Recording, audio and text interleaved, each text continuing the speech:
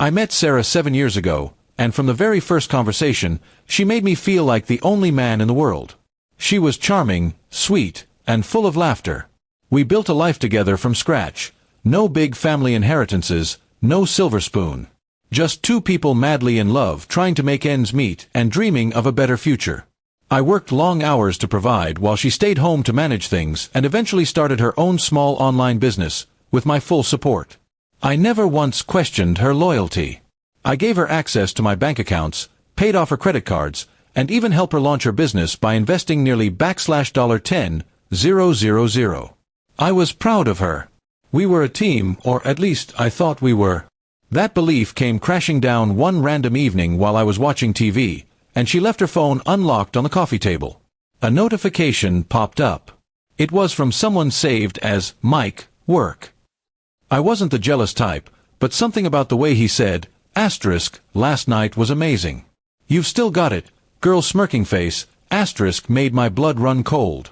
I opened the conversation, and my hands started shaking as I scrolled through weeks of flirty, suggestive, and outright sexual messages. Pictures, voice notes, even videos. It wasn't just emotional cheating.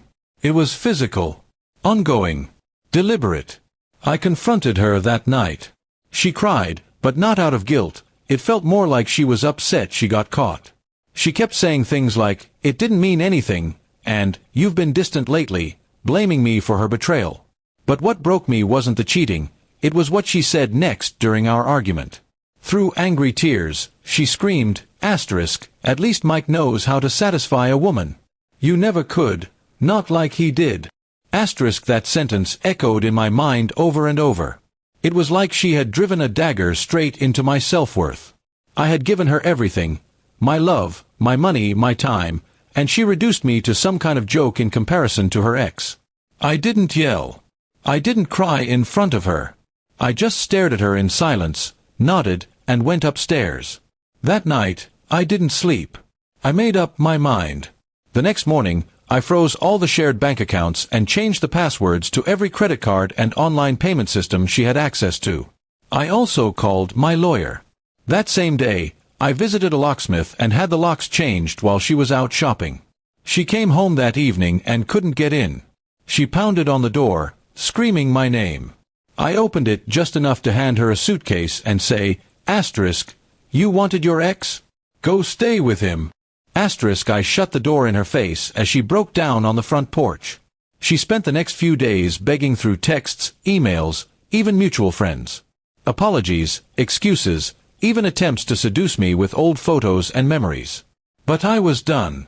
I finally saw her for what she was, a woman who didn't respect me, who took my kindness as weakness, and who couldn't even own up to her own betrayal without trying to tear me down in the process. The divorce was ugly. She fought for half of everything, despite not earning a dime of it. But I had receipts, bank statements, messages, and even screenshots of her affair. In the end, the judge sided with me. She walked away with almost nothing, and even her small business began to crumble without the financial support I once gave so freely. It's been a year now. I've rebuilt, not just my finances, but my confidence. I'm learning to love again, to trust slowly, and to never ignore red flags just because I'm in love. If there's one thing I've learned, it's this: never let anyone make you feel small in the life you built for them. As for her, I heard she tried to go back to her ex, but he wasn't interested in being her second choice. Funny how karma works. She compared me to her past and lost her future. And I finally found peace.